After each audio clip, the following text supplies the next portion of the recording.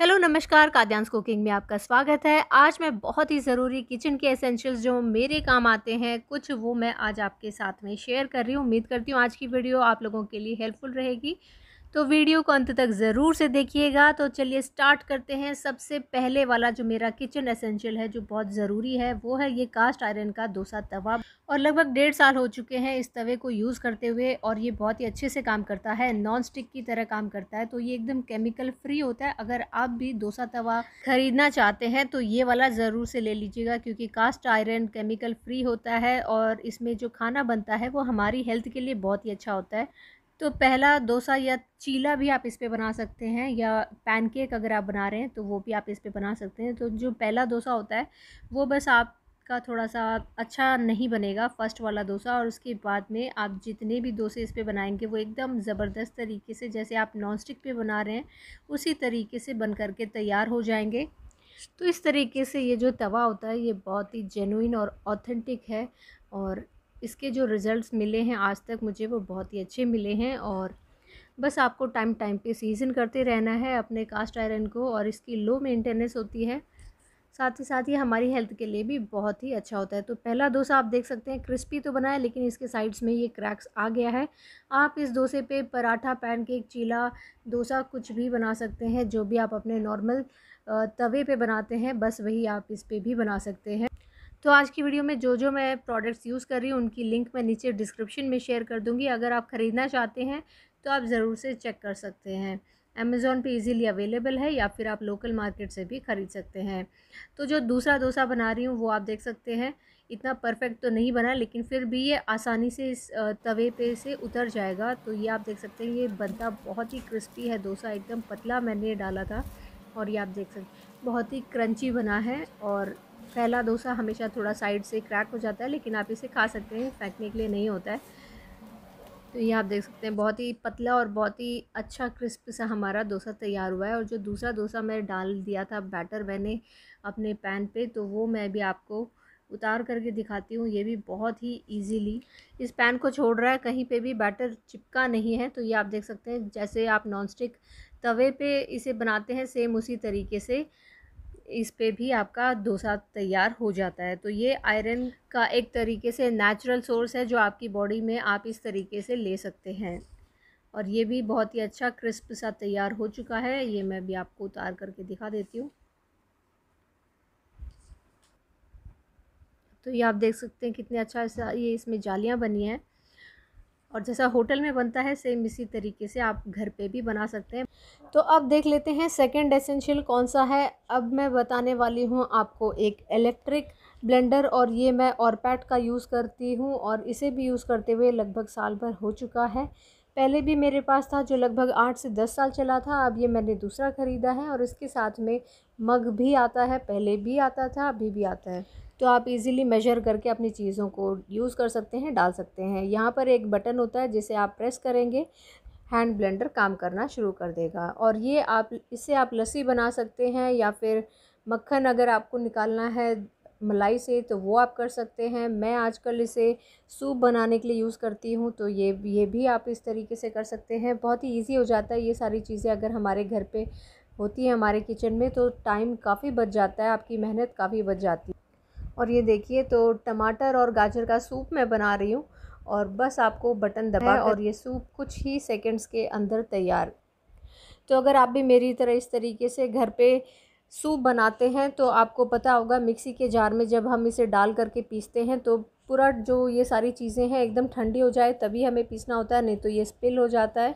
तो एक तो इसका ये फ़ायदा है, और इसका दूसरा जो फ़ायदा है, जब हम ज़्यादा क्वांटिटी में सूप को तैयार करते हैं तो आपको बस जिसमें आपने बनाया है उसी में आप इसे ब्लेंड कर सकते हैं। आपको बार बार अलग अलग बर्तन धोने की ज़रूरत नहीं पड़ेगी, या फिर आपको बैचेस में मिक्सी के जार में डाल करके पीसने की ज़रूरत नहीं पड़ेगी। तो सर्दियों में इस तरीके से ये मेरे काफ़ी सारा काम इजी हो जाता है। सूप बनाने में या फिर मलाई से मक्खन निकालने में ये बहुत ही अच्छा गैजेट है या फिर अप्लायंस है। बस फिर यूज़ करने के बाद में धो करके अच्छे से पूछ लीजिएगा, और ये नेक्स्ट यूज़ के लिए तैयार है। तो इसका ये वाला जो बटन है ये बहुत ही ईज़िली प्रेस हो जाता है, इसीलिए मुझे ये वाला हैंड ब्लेंडर अच्छा लगता है। अब बढ़ते हैं अगले किचन एसेंशियल की तरफ तो ये है मेरा इलेक्ट्रिक चॉपर, और इससे मेरा चॉपिंग का काम काफ़ी आसान हो जाता है। स्पेशली अगर आपके घर पे छोटे बच्चे हैं और तो आप सब्ज़ी को एकदम बारीक इसमें चॉप करके दे सकते हैं, या कोई मैश करने की चीज़ें हैं तो वो भी काम करती हैं। साथ ही इसके साथ में एक ब्लेड आती है जिससे आप विस्क भी कर सकते हैं। लस्सी वगैरह अगर आपको बनानी है तो वो भी आप कर सकते हैं, और ये चॉपिंग के लिए मैं ज़्यादातर इसे यूज़ करती हूँ। और अगर आप एकदम कम क्वांटिटी में भी कोई चीज़ चॉप करना चाहते हैं तो वो भी आप इसमें कर सकते हैं, बस कुछ ही सेकंड में ये चॉप कर देता है। तो जिस तरीके का आपको टेक्सचर चाहिए, एकदम बारीक या फिर थोड़ा सा मोटा, जैसा भी आप चॉप करना चाहते हैं, इसमें कुछ सेकंड ही लगते हैं चॉप करने में। तो ये आप देख सकते हैं। आप चटनियाँ भी तैयार कर सकते हैं। जो हम कूटनी में कूटते हैं, जो दरदरा सा जो टेक्सचर आता है वो इसमें आएगा। या फिर मंचूरियन के लिए अगर आप सब्जियां चॉप करते हैं तो उसमें बहुत सारा टाइम लग जाता है, तो ये इसमें बहुत ही इजीली फटाफट से ही कुछ ही सेकंड्स में बारीक बारीक सब्जियों को अच्छे से चॉप कर देता है। बस हल्का सा आपको ये बटन प्रेस करना होता है, ऊपर जो ग्रे कलर का बटन दे रखा है वो आपको प्रेस करना है। और ये आप देख सकते हैं, सूप वगैरह में अगर आप सब्जियों को चॉप करके डाल रहे हैं एकदम बारीक, तो ये भी बहुत ही अच्छे से काम आपका कर देगा। तो इस तरीके से आप अलग अलग सब्जियों को एकदम बारीक बारीक इसमें चॉप कर सकते हैं। ड्राई फ्रूट्स को भी चॉप कर सकते हैं, हार्ड चीज़ों को भी आप इसमें इजीली चॉप कर सकते हैं। ये एकदम पेस्ट नहीं करता है, लेकिन बारीक से बारीक ये चॉप कर देता है।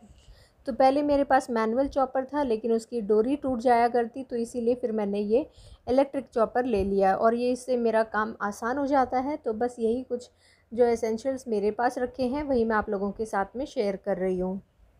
अब अगला जो इलेक्ट्रिक एसेंशियल है वो है इलेक्ट्रिक बीटर, और इससे आप आटा गूंथ सकते हैं, आप क्रीम को बीट कर सकते हैं। अगर आप बहुत ही फ्लफ़ी वाला ऑमलेट खाते हैं तो एग को भी बीट कर सकते हैं। ये वाला ये जो ब्लेड होती है वो आटा गूंथने के काम आती है, और जो दूसरी ब्लेड होती है ये हमारे सुपर सॉफ्ट केक के बैटर को तैयार करने के काम आती है। साथ ही साथ आप इससे मक्खन भी निकाल सकते हैं मलाई से। तो इसमें 7 स्पीड्स हैं, और ये आप देख सकते हैं नंबर इसका उतर चुका है, लेकिन ये इसमें 7 स्पीड्स हैं। बस आपको ये नॉब आगे घुमा देना है। जो ये रेड वाला नॉब आपको दिख रहा है, इसको आपको आगे करना है और स्पीड को हाई या कम कर सकते हैं। और यहाँ पर ये ब्लेड लग जाती है, और उसके बाद में आप इसे ईज़िली यूज़ कर सकते हैं। तो मैं जनरली इस बैटर से ढोकला का जो बैटर तैयार होता है वो बीट करती हूँ। क्रीम को अगर आप विप करना चाहते हैं, बीट करना चाहते हैं फ्रॉस्टिंग के लिए, केक के डेकोरेशन के लिए, तो आप इसका यूज़ कर सकते हैं। साथ ही साथ इस बीटर पे जो ये नीचे के फ्लैट पोर्शन है वो इस तरीके से स्टैंड हो जाता है, तो ये काफ़ी अच्छा रहता है जब भी आप बीट कर रहे हैं कोई चीज़। तो आपको अगर ये स्टॉप करना है और बाकी कुछ इंग्रेडिएंट्स ऐड करनी है तो आप इस तरीके से फ्लैट सरफेस पे या फिर किचन काउंटर पे इस तरीके से रख सकते हैं, और फिर आप इसमें चीज़ों को ऐड कर सकते हैं। तो मैं इस बीटर को यूज़ करती हूँ अपने ढोकला के बैटर को तैयार करने में। इससे बहुत ही जल्दी आपका बैटर तैयार हो जाता है, और साथ ही साथ जो एंड रिज़ल्ट होता है, जो ढोकला तैयार होता है, वो बहुत ही जालीदार बनता है और एकदम परफेक्ट बनता है। और ढोकला की रेसिपी मैंने ऑलरेडी अपने चैनल पे शेयर कर रखी है, लिंक मैं नीचे डिस्क्रिप्शन में दे दूँगी, वहाँ से आप चेक कर सकते हैं। तो इस तरीके से जब आप बैटर को हाथ से मिक्स करते हैं तो उसमें काफ़ी सारा टाइम भी लग जाता है, और साथ ही साथ परफेक्ट रेसिपी तैयार भी नहीं होती है। तो इस तरीके से आप इन इलेक्ट्रिक चीज़ों को यूज़ करके अपनी रेसिपी को परफेक्ट भी बना सकते हैं, और किचन में यूज़ होने वाला टाइम भी आप बचा सकते हैं, अपनी मेहनत को भी आप बचा सकते हैं।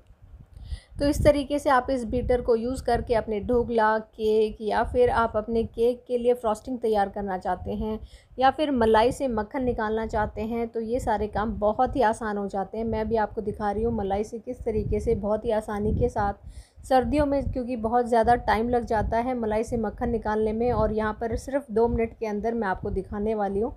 तो ये आप देख सकते हैं, स्पीड आप बढ़ा करके ईज़िली मलाई से मक्खन को निकाल सकते हैं। तो ये लगभग 15-20 दिन की मलाई है, और इसमें से मैं आपको अलग मक्खन करके दिखाती हूँ। तो इसमें बस कुछ सेकंड मैंने ये बीटर चला लिया है, और इसमें फिर हम पानी डाल देंगे। पानी डालने से मक्खन आराम से निकल आएगा, और फिर से हम इसे मीडियम स्पीड बीट कर लेंगे। तो ये आप देखेंगे सिर्फ 2 मिनट लगते हैं इस तरीके से सर्दियों में, क्योंकि जब हम हाथ से करते हैं तो लगभग 15 से 20 मिनट आराम से लग जाता है, या कई बारी तो आधे घंटे में भी मलाई से मक्खन अलग नहीं होता है। बहुत सारी हमारी मेहनत वेस्ट होती है और बहुत सारा टाइम भी लग जाता है। तो ये आप देख सकते हैं 2 मिनट के अंदर मलाई से मक्खन अलग हो चुका है और एकदम घर का फ्रेश मक्खन है। तो इससे आप घी बना सकते हैं और लंबे समय तक स्टोर करके भी रख सकते हैं। फ्रेंड्स, मैं उम्मीद करती हूँ आज की मेरी वीडियो आप लोगों को अच्छी और यूज़फुल लग रही होगी। अगर लग रही है तो प्लीज़ लाइक ज़रूर कर दीजिएगा, क्योंकि आप अपने लाइक के ज़रिए मुझे मोटिवेट करते हैं ताकि मैं इस तरह की यूज़फुल वीडियोज़ आप लोगों के लिए ज़्यादा से ज़्यादा लेकर के आती रहूँ। तो ये आप देख सकते हैं मलाई से जब मक्खन अलग हो चुका है तो इन ब्लेड्स को हम निकाल लेंगे और इसके बाद में इजीली फिर ये वॉश हो जाती है। तो ये सारा मैंने मक्खन निकाल लिया है और जो थोड़ा बहुत जो बीटर पे लग गया था तो उसे भी हम किचन टिश्यू से साफ़ कर देंगे और इससे बिल्कुल भी चिकनाई नहीं लगी रहती है और अच्छे से ये साफ़ भी हो जाता है। तो आपको मांजने की ज़रूरत नहीं पड़ेगी, सिर्फ जो ब्लेड्स थी उनको आपको मांज लेना है। अब बढ़ते हैं अगले किचन एसेंशियल की तरफ। तो इस तरीके का अगर कैसरोल आपके पास रखा है तो ये वाला जो रिंग आता है ये आपके काफ़ी काम आएगा। ये एक सिंपल सा सादा सा किचन एसेंशियल है जो बहुत काम आता है। इसे रखने से आपके कैसरोल में जो भी आप रोटियां रखते हैं, पराठे रखते हैं, तो वो नीचे से गीली नहीं होती है। और इस तरीके के स्टैंड होते हैं जो बहुत ही इजीली मार्केट में मिल जाता है। अगर आपको मार्केट में नहीं मिलेगा तो मैं लिंक नीचे डिस्क्रिप्शन में दे दूँगी, वहाँ से आप चेक कर सकते हैं। अमेज़ॉन में ईज़िली ये मिल जाएगा। तो किचन में आमतौर पर हम इसे यूज़ करते हैं गर्म बर्तन को रखने के लिए, ताकि हमारा प्लेटफॉर्म ख़राब ना हो। तो इस तरीके से अपनी रोटियों को भी आप गीला होने से बचा सकते हैं। अब बढ़ते हैं अगले बहुत ही ज़रूरी किचन एसेंशियल की तरफ। ये एक ऐसा टूल है जो हर किचन में होता ही है और ये है मेरा लकड़ी का चॉपिंग बोर्ड। और इस पे मैं ना केवल चॉपिंग बल्कि रोटियां भी बनाती हूँ, या फिर आप कह सकते हैं गुड़ वगैरह को चॉप करना है तो वो भी मैं इस पे कर सकती हूँ। और लकड़ी का है तो इसीलिए ये हमारी हेल्थ के लिए भी काफ़ी अच्छा होता है। और लकड़ी का होने की वजह से इसकी जो ग्रिप है वो भी काफ़ी अच्छी होती है, क्योंकि हमारा किचन का जो काउंटर टॉप होता है वो पत्थर का बना होता है और वो बहुत ही चिकना होता है, स्मूथ होता है। तो अगर आपके पास प्लास्टिक का चॉपिंग बोर्ड है, उस पे आप सब्जियों को कट करते हैं, चॉप करते हैं, तो वो अपनी ग्रिप उसकी नहीं होती है और वो स्किड करता रहता है बार बार। या तो आपको इसके नीचे कोई कपड़ा लगा करके रखना पड़ता है या पेपर वगैरह लगा करके फिर आप उस पर चॉपिंग कर सकते हैं, ताकि वो अपनी जगह से हिले ना और हमारा समय भी ज़्यादा वेस्ट ना हो चॉपिंग के टाइम पे।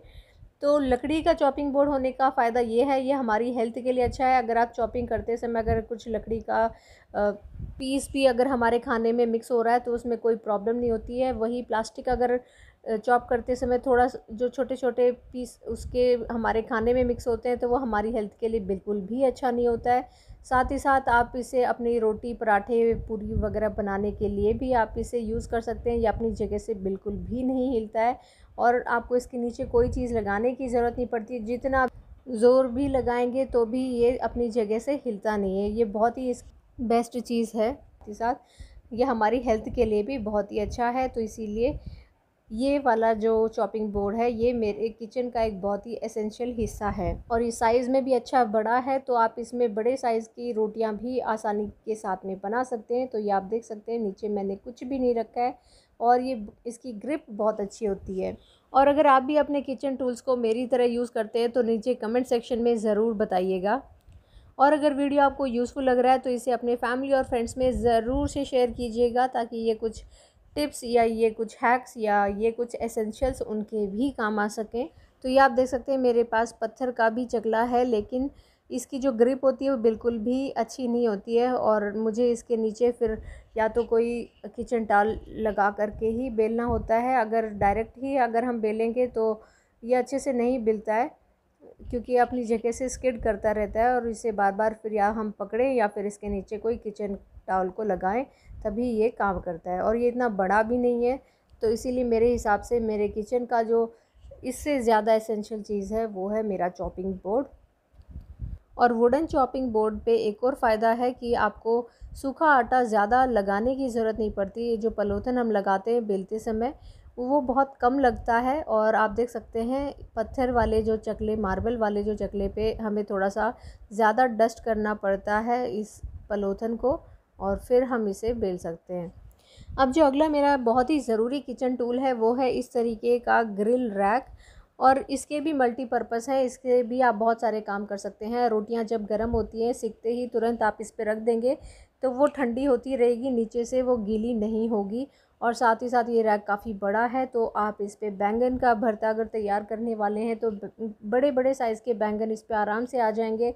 साथ ही साथ अगर आप टमाटर वगैरह भी भून करके डालते हैं तो वो भी इस पे बहुत ही ईज़िली आ जाएगा। और बहुत ही लो कॉस्ट है, और इससे जो टेस्ट आएगा आपकी सब्जियों में वो बहुत ज़बरदस्त आता है। और इसका बहुत ही अच्छा फ़ायदा ये है जब भी हम बैंगन भूनते हैं डायरेक्ट अगर आप तेल लगा करके गैस के जो बर्नर पे रखते हैं तो एक एक बर्नर पे अगर आप एक एक रखते हैं तो आपकी फ्यूल बचेगी। यहाँ पर आपके 2 बड़े साइज़ के बैंगन एक ही बर्नर पे देखिए रोस्ट हो जाएंगे।